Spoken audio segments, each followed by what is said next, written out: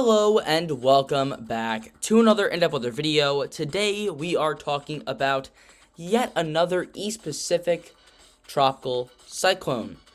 Now, it does seem like as we're progressing through this year, the East Pacific is going to be much more active than we originally thought it would. The National Weather Service, specifically the National Hurricane Center, as well as Colorado State University, have lowered their predictions for the Atlantic hurricane season, which that usual balance that we see when the East Pacific has more tropical cyclones, the Atlantic has less. It's typically what happens because of patterns. But we have another disturbance here, 80% chance of cyclone formation in 48 hours. So let's go over it here. Starting off with a little blurb here we have on the National Hurricane Center page. So, offshore of southwestern Mexico, satellite imagery indicates that shower activity associated with a broad area of low pressure located offshore of the coast of southern and southwestern Mexico is getting a bit better organized. If current trends continue, a tropical depression is likely to form within the next day or two. The system is forecast to move gradually towards the west-northwest at about 15 miles per hour through early next week, while remaining well offshore fish storm off the coast of southwest Mexico.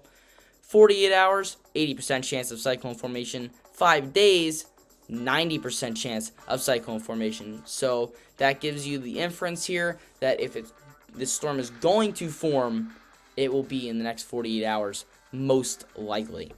So let's take a look here at the 5-day outlook, and you can see that this is going to move slightly to the west and then start to turn to the northwest. We also have another disturbance out here which could be in the central Pacific. 50% chance of cyclone formation within 5 days there. But we're going to focus on this disturbance here. So here is the GFS, which we're just going to use the GFS for today. Let's actually go back a mile run. And here is our broad area of low pressure right off the coast of south and southwest Mexico.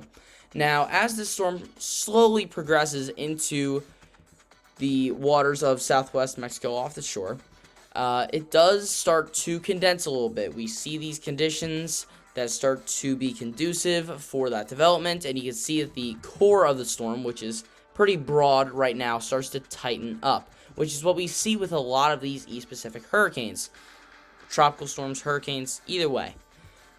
You start off with a broad area of low pressure, and it slowly starts to condense in and in until you have a tropical cyclone here. And by late Sunday the 7th Eastern Time, we have a 990 millibar low pressure system that looks like a very fine tropical storm, and the pressure continues to drop.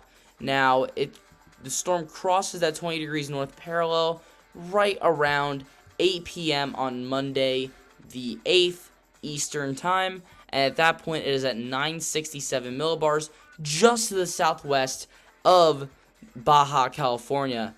And the storm continues to drop all the way down to 969 millibars at 8 a.m. on the 9th Eastern Time, and as this continues, it starts to kind of level off towards the direct west and slowly starts to weaken until it eventually gets dismantled here on the 15th, the entire low pressure that is.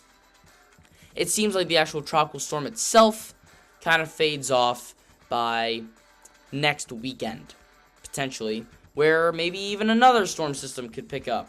So it just seems like this East Pacific hurricane season has come out of nowhere to be pretty active. This might be the 8th named storm of the Pacific hurricane season, which isn't a lot. We're not talking, double digits yet, but for what was expected to be a extremely calm East Pacific hurricane season based off of the La Nina ongoing in areas of the Eastern Pacific off the coast of Peru and Ecuador, areas over there, the immense La Nina that is going on there, it seems like we're having a much more active hurricane season in the East Pacific than I expected.